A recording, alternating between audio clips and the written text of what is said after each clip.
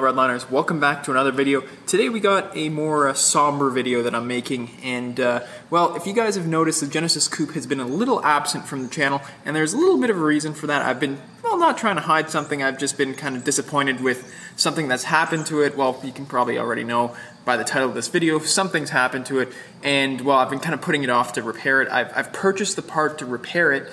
The only thing is, when I got the part, it was, well, the wrong part. The color that they shipped it in is just slightly off. So what I'm going to do today is come around here and actually try and detach the fuel cap so that I can send that out to them in order for them to try and replicate the paint as good as possible. For some reason, when I gave them the color code, they weren't able to replicate the paint perfectly. It was a bit too orange. This car, I guess it is pretty rare. It's like a coppery metallic kind of thing. The paint code for it is TN5. So I sent them the paint code. I told them exactly what it looks like. I mean, from the paint code, they should have been able to get it. It's a Hyundai dealership, so I don't understand how they were able to screw it up so badly. Anyways, I'm gonna try and do that today. Hopefully, guys, I can take this out myself and not have to take it anywhere. I'm a little bit worried that, you know, attempting myself may cause some damage. So if I feel that it's kind of above what I want to, you know, risk, I'll go take it to a shop and get it fixed. But first, I'm going to try it myself, see how far I can get. If I can get it done, that's perfect. If not, I'll take it out and fix it. I'll show you guys what the damage is in just a sec. First, I'll open up the fuel cap here and show you guys what I'm dealing with. So in the fuel cap, basically, your standard fuel cap. So why am I doing this? Basically, they're going to use a spectrometer to test the color on this in order to be able to replicate it as well as possible. Again, guys, I have absolutely no idea if that's going to work better than using the paint code. Hopefully it does. But basically, got to take this off without removing it.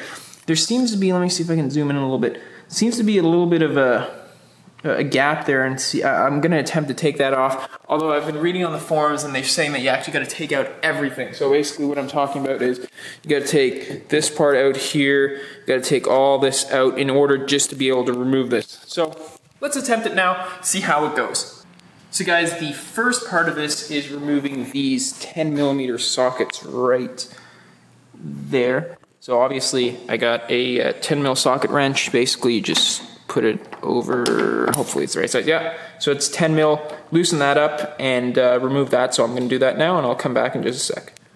So guys, as you can tell, I've gone ahead and removed all four, and also over here there's a little latch. Let me see if I can bump up the exposure and show you. There's a little holder that went in there, which looks like this right there. That little circly piece I've removed. So now, as far as I'm concerned, I think this whole assembly should be able to be pulled out. So I'm going to go and try and get a flathead to remove this little piece and then try and remove the whole thing all together. I'll come back to you guys in just a sec. Well, 15 minutes later, here's what we've come to. Not exactly what I would call the ideal circumstance. I got a screwdriver here, a flathead screwdriver there. Basically, this thing they call it the shroud. It's held in by four clips. I think, don't quote me, I think I've got the first two out, and now it's a matter of getting one down here and one down here out. Although, I really don't know. Like this, my fingers can fit in there. So, after more extensive pulling, I think I've got it off. The only thing is, I think most of it's out. I'm just not sure. There's no clip, but I think it has to be aligned in order to pull it out directly. I don't want to pull too hard and end up breaking something. The clips, as you can see, hopefully that's one of them, and that was the other one. And that's just some dirt and glue and shit in there. Gotta fix that afterwards, but that's not my major concern. It's just a matter of pulling this out. But as you can see, it's getting stuck there. So, try and figure out what that is, and I'll update you guys in a sec. Well, Redliners, I got good news. Successfully has been removed. Let's take a look here. So as you can see, there is no longer a fuel door here. I'm kind of curious what would happen if people saw a car driving down the street like this. I don't think it's a common thing you would see every day. Fuel cap is down here. Now I just need to work on, basically, I'm thinking of when I want to ship it, I kind of want to split this top portion here from that plastic piece and see if I can put that plastic piece on there.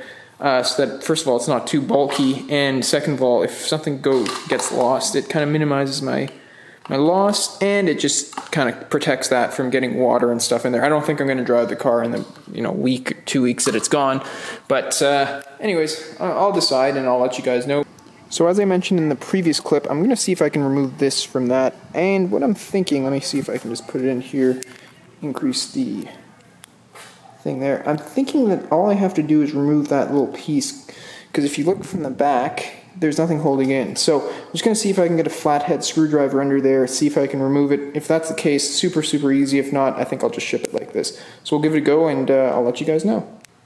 So that was actually very painless. Like I mentioned, all you have to do is lift that up with one of the flatheads. I used the smallest one, that blue one back there behind the tire. I was able to lift that up, and then this thing just comes right out. So very easy. Would have made life a whole lot easier if you could actually see that while it was mounted, because I would just be able to remove this and not have to remove the whole assembly like I did. But that's life. I'm going to see if I can put the assembly back and see if I can slide this guy in when I get it back so that I don't have to remove it. If I can't, then obviously I won't put it back in because, well, I'm just going to have to take it out again. That would be stupid. So I'll let you guys know. So now, Redliners, it's time for the meat and potatoes, if you will, of today's video. I'll show you guys the wreck on the car. First of all, before I show you guys, and before you guys, make any comments, realize as car enthusiasts, even the smallest little thing makes us upset and makes us think the car is ruined, and that's why I'm replacing this part. So a lot of you guys may think that it doesn't warrant a replacement or whatever, but just please take that into consideration before commenting or saying, whatever. For now, let's hop into the video and I'll show you guys. So now that you guys know that the title of the video, I'll increase the exposure a little bit to show you guys the damage. So essentially, before I tell you guys, let me know in the comments section down below, what do you think happened to that? Take your best guesses. As you guys can tell, it's quite deep. I hope you guys can hear that. That's well into the paint. So, as a result, what they would have to do in order to fix that, they would have to obviously sand it down, get it to bare, and then paint. And then in order to do that, they'd have to blend. And the problem with that is I obviously have a clear bra on the car from here all the way until here. I don't know, it's such a good clear bra job that I don't know if you guys can probably see it right there. Comes across on video. Basically, it's a half hood, half fender mirror setup. So essentially, what they would have to do is remove that in order to blend from here all the way up. So just that cost alone is probably $100 to remove, $100 to replace, and then they would have to, sand that one down, and the labor and paint and all that's probably another $400 or $500 is what I got for just that blending job. Then plus I would have to redo this. So honestly, guys, it's not worth it to me to do that. That's why I went out, got one of the more expensive, actually probably the most expensive bumper setups. As you guys can probably tell when I was doing videos with the GTR, you guys probably saw it. I'm not here to point fingers or anything, but I wanted to pay the highest value I could in order to make sure that the product that I got was the best quality. I went with an OEM front bumper, and I gave them the exact paint color. I went with a Hyundai dealership. So that, that's your own color, that's your own paint, it's not a special paint, it's TN5 copper, or Catalina copper, I think it's what the Hyundai calls it. And well, the bumper that they sent me, first off, they didn't spray it perfectly, like down here, obviously not a huge deal, I could live with this. The black from under the bumper is still showing, so not enough paint, first of all around, as you guys can probably see there. And then, to make matters the worse, it's not the right color, like it's too orange. I'm going to put it in front of the current bumper to show you guys what I mean. Hopefully it comes across on camera. Anyways, I'll go grab that, put it in front, and you guys can understand what I mean. Here we go. Alright guys, so here's the bumper. I was very careful putting it down As you guys may or may not be able to see, hopefully you guys can see it.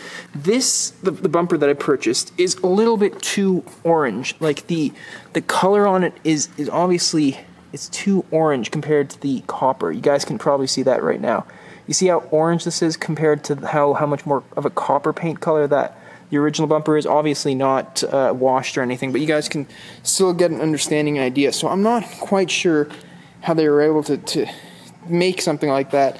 When I give them the paint color, their Hyundai dealership, whatever. But it is what it is. I'm not here to point fingers. All I want is to resolve the issue, and you know, if that happens, I'll be very happy. So that's why we open up the fuel door cap today, in order to send them that so that they can get an exact paint copy, put it under the spectrometer, see the exact color of that, and be able to replicate it, hopefully, on the bumper, so that I don't have any more problems. I'm fingers crossed. I'll keep you guys updated. To give you guys an update as to how that happened, you know the little edge sidewalks, essentially, when you pull in somewhere, you know, there's a flat spot and then there's like a raised side portion, or when you park or whatever. Basically, I rubbed that on an edge of a slightly elevated sidewalk. It was just a little bit of a cement barrier coming up. Rubbed the corner of it probably about a month ago now, and yeah, I've kind of been living with it. Very, very awful. For me, anyways. Most of you guys may, or some of you guys may think that that's nothing, but to me, that's a huge deal. So that's why I obviously spent the money to buy a new bumper.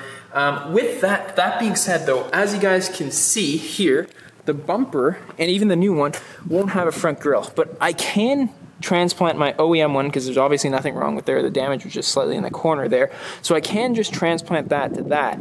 Or what I can do is do a whole new grill setup. I was thinking that the biggest contender is the M&S front grill. So quickly Google that. Tell me what you guys think. I'll put a poll up here in the corner. Let me know. Do you want the OEM grill setup, or should I do the M&S front grill? Obviously, M&S front grill is another probably like $400. So I'm not quite sure if I'll do it or not. But if there's enough of you guys who want me to do it, I will do it. So anyways, guys, I hope you guys understand why I pulled off the fuel door cap. And wait, before we conclude, let me show you. I washed this guy, cleaned it all up, so it's all perfect for its journey out to Florida, which is the paint shop that I selected, the Hyundai dealership, I mean. And I've put a temporary solution over the fuel door cap. I put the rest of the crap that was in that back in there, and so all I have to do when I get the door cap back is just slide it in. That should be a 20-second job. It should be done. So I've tried to cover it up as best I could. I don't think I'm going to be driving the car around like this, to be totally honest with you. So I don't know. Maybe let me know. What do you guys think? Should I just go around the city, maybe downtown, get some reaction videos, troll videos to like what the hell's happening here? So Redliners, I sincerely hope that you guys enjoyed today's video, learned something. Well, basically the moral of today's story is watch the curbs. But in reality, if that does happen, you can always send out your fuel door cap to get an exact paint color and not have to send, like, you know, drop the car off or whatever. You can leave them the fuel door cap, the smallest thing possible, and then you can replicate the paint, hopefully, to be perfect. So, and that's how you remove it on the Genesis Coupe. It should be very similar on most cars. But yeah, I figured I'd give you guys a tutorial, explain to you guys what happened. I don't like to keep stuff from you. I haven't just made a video on it because I've been making too many videos with the GTR, so I've kind of been trying to focus on that while we had some good weather. Didn't want to keep be a downer on the channel, but I figured I'd come clean, tell you guys what's been going on and what I've been dealing with. If you guys enjoyed today's video, please do me a favor, hit that thumbs up button, subscribe below if you haven't subscribed already, and I look forward to seeing you guys next video. Take care, bye-bye.